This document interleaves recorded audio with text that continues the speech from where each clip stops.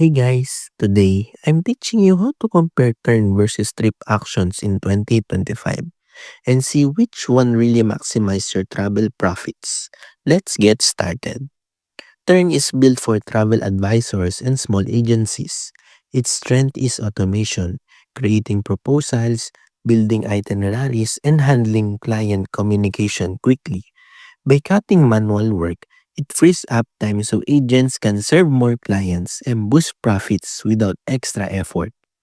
Trip Actions, on the other hand, is geared toward corporate travel management. It helps companies book flights, hotels, and rentals while tracking expenses and controlling budgets. For businesses, this reduces overspending and ensures travel policies are followed, which protects profits at scale. So, if you're a travel advisor or agency looking to save time and grow revenue, Turn is the stronger fit. But if you're managing corporate teams and want tighter budget control, Trip Actions is the better profit driver. Thanks for watching this comparison, and I'll see you in the next one.